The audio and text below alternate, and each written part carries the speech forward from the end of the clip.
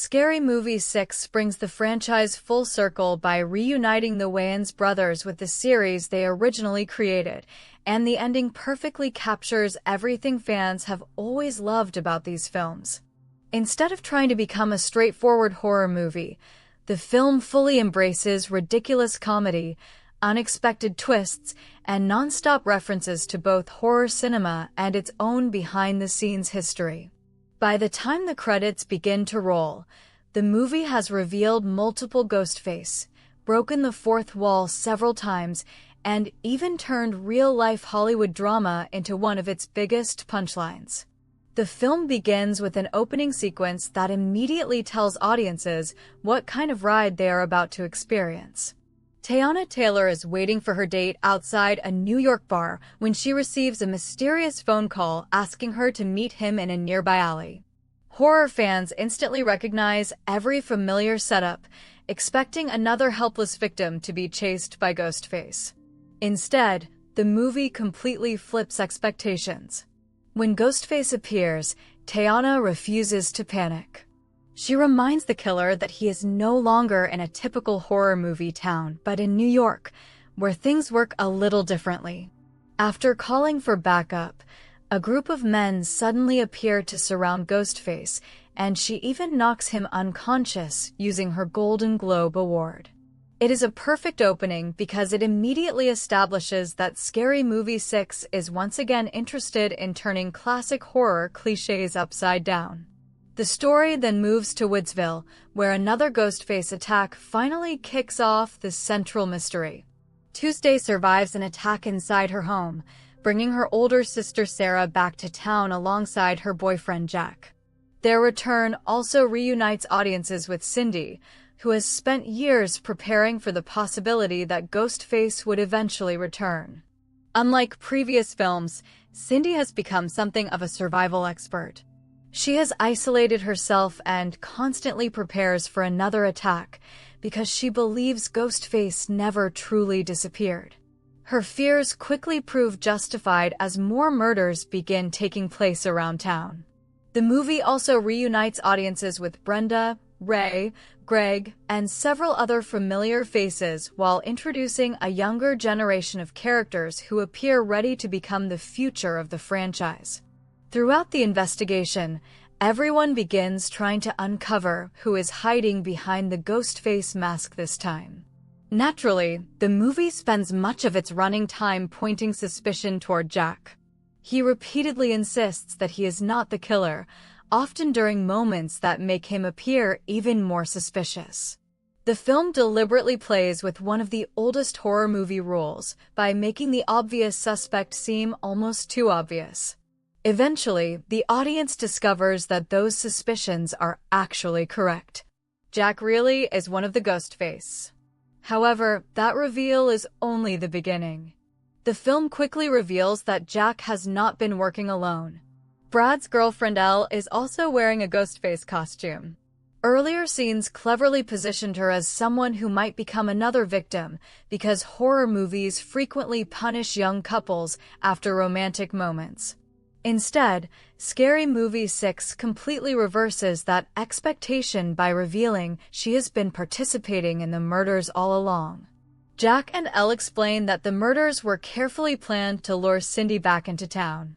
Earlier in the film, Cindy correctly guessed that Ghostface wanted to eliminate every surviving legacy character from the original story. Jack and Elle confirm that prediction by capturing Cindy, Brenda, Sarah, and Tuesday after a lengthy action sequence where Cindy unexpectedly defeats numerous Ghostface with skills that resemble an over-the-top action hero. Just when it seems the mystery has finally been solved, the movie delivers another massive twist. For additional Ghostface suddenly appear and immediately kill both Jack and Elle before they can finish their plan. When the masks come off, audiences are treated to one of the funniest surprises in the entire movie. Two of the masked killers are Anthony Anderson and Shaquille O'Neal, both returning for surprise appearances. Their arrival initially appears to resolve the mystery once again, but the movie is still not finished revealing its final joke. Within moments, The remaining two Ghostface eliminate Anthony Anderson and Shaquille O'Neal as well. The final pair behind the masks are Ray and Shorty. This is where Scary Movie 6 becomes far more than a parody of horror films. It also becomes a parody of its own production history. Ray and Shorty reveal that their real motivation has nothing to do with revenge against Cindy or the surviving characters. Instead, they are furious about what happened behind the scenes after Scary Movie 2. The Wayans brothers were no longer creatively involved with the later sequels, and the movie turns that real Hollywood history into its biggest joke. Their explanation is filled with references that longtime fans immediately recognize. They jokingly blame Anthony Anderson and Shaquille O'Neal for continuing with later sequels while they had been pushed aside. They even mention unsuccessfully trying to recruit Kevin Hart before deciding to simply eliminate everyone connected to those later films instead. The funniest part is that none of the characters treat this ridiculous explanation as unusual.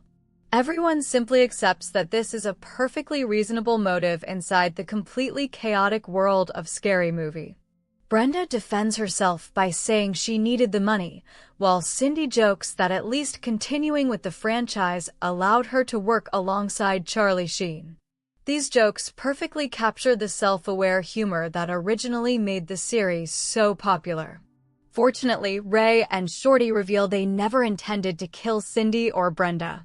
They admit that Scary Movie simply would not work without its original stars. The four surviving legacy characters proudly reunite and celebrate their survival, believing everything has finally come to a happy conclusion. That celebration is interrupted by Sarah and Tuesday. The younger characters begin pointing out that this is usually the moment when older franchise heroes pass the torch to a new generation. Reboots often introduce fresh leads while respectfully retiring the original cast.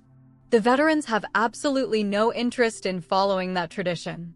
Rather than handing over the franchise, the original four tie up Sarah and Tuesday inside the house before setting it on fire and walking away together. It is one final joke aimed directly at modern Hollywood reboots. Instead of allowing younger characters to replace them, the original cast literally refuses to let the next generation take over.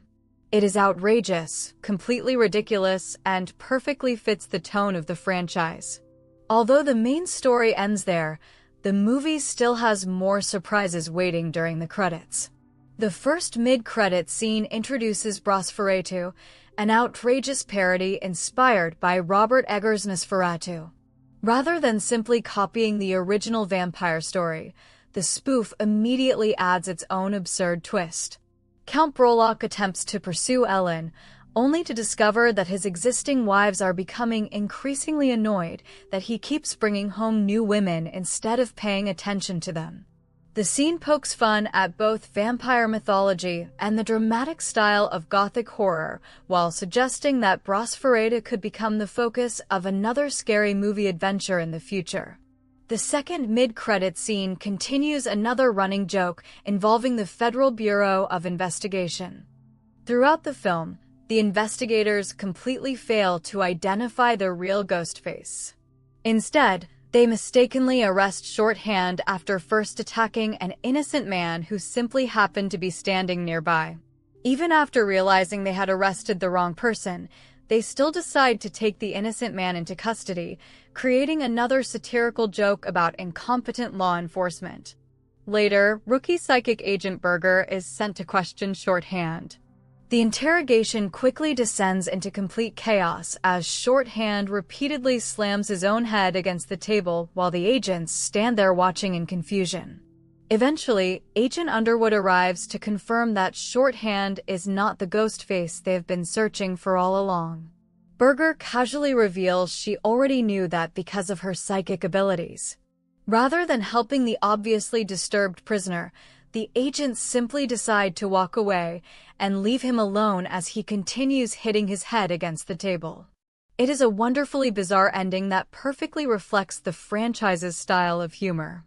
Overall, Scary Movie 6 succeeds because it remembers exactly what made the original films so entertaining.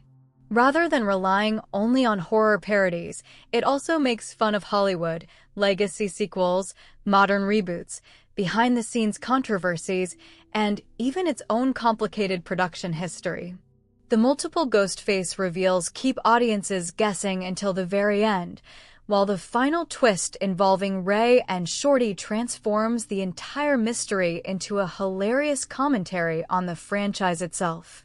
The mid-credits scenes continue that momentum by introducing fresh parody ideas while leaving plenty of room for future installments.